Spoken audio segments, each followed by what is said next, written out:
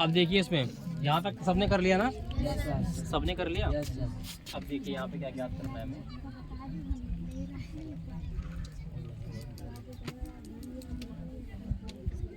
Sign ए, sign ए बराबर क्या होता है?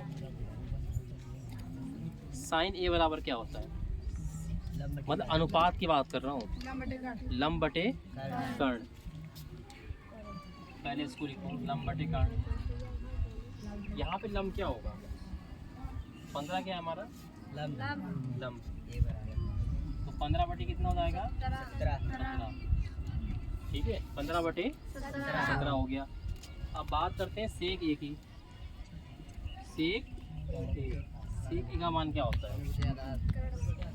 कितना? कर्ण बटे आधार। सेक ए जो है कोस ए का क्या होता है? उल्टा। तो पहले अगर कोस ए का आता है हमें, कोस ए का क्या होता है? आधार बटे कर्ण होता है। और इसी का अगर उल्टा कर दें तो सेक ए का क्या हो जाएगा? क्या होगा? इसका उल्टा, कर्ण बटे आधार। कर्ण बटे आधार। कर्ण कितना है हमारा? 17 बटे कितना होगा? 8। ये सही है ना? तो समझ में आया नहीं आया?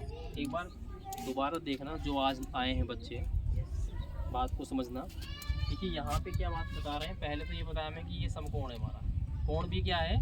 समकोण है। और बाकी जो दो कोण ए और सी कोण है वो क्या होते हैं? वो न्यून कोण होते हैं। वो क्या होते हैं? क्योंकि एक कोण ये 90 का हो गया, एक क्या हो गया ये 90 का। बाकी ये कितने होंगे? इनको जोड़ने पे कितना आएगा? दोनों को 90 आएगा। हो सकता है ये 30 हो, ये 50 हो। समझ रहे हो ना? तो नहीं, 30 और 60, तभी तो 90 होगा ना। तो इन दो कोणों का योग कितना होगा? 90 होगा। बाकी से कितना है? ये 90 है। तो इसीलिए इसे क्या बोलते हैं हम? न्यून कोण। भाई मान लो 30 डिग्री यहाँ पे होगा, तो 30 डिग्री का कोण क्या बोलते हैं? उसको न्यून कोण ही बोलते हैं। और 60 का होगा तो क्या बोलेंगे? उसे भी न्यून कोण बोलेंगे ना। तो इसीलिए ये कोण क्या होता है? समकोण। और ये दोनों कोण न्यून कोण। अब देखिए यहाँ पे जब एंगल बनाओ हमारा, जब एंगल यहाँ बनता है कोण ए के स्थान पे, यहाँ पे कोण ए पर, तो ध्यान देना इसकी जो सामने होगा, इसकी जो सामने वाली भुजा होगी उसे क्या बोलते हैं हम? क्या बोलते हैं? लंब बोलते हैं। ठीक है, तो मैंने बता दिया आपको। सामने वाली भुजा, कोण ए के सामने वाली भुजा को बोलेंगे लंब। और जहाँ पे हमारा समकोण बना हुआ है उसके जो सामने वाली भुजा होती है उसे क्या बोलते हैं? कर्ण बोलते हैं। अब एक कर्ण हो गया, एक लंब हो गया, तो बची हुई भुजा कौन सी है हमारी? आधार है। तो खुद ही पता लग जाएगा हमको कि आधार यही है।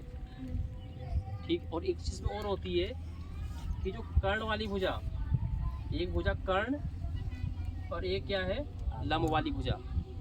ये लंब वाली भुजा ही तो है। Yes sir. कर्ण और लंब वाली भुजा पर जो कोण बनता है उसे क्या बोलते हैं? न्यून कोण बोलते हैं। यानी कि वो क्या हो गई? आधार वाला हो गया सिस्टम। ठीक है, तो ये क्या पता चल गया हमें? कर्ण और लंब। समकोण के सामने वाली भुजा कर्ण, और कोण ए के सामने, न्यून कोण के सामने वाली भुजा लंब। और तीसरी भुजा क्या होती है? आधार। तो वही हमारी हो गई। बात समझ में आ गई यहाँ तक?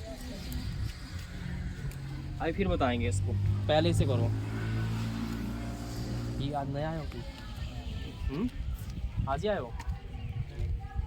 जो नए बच्चे आए हो आगे बैठे करो, ठीक है? सजी हुई में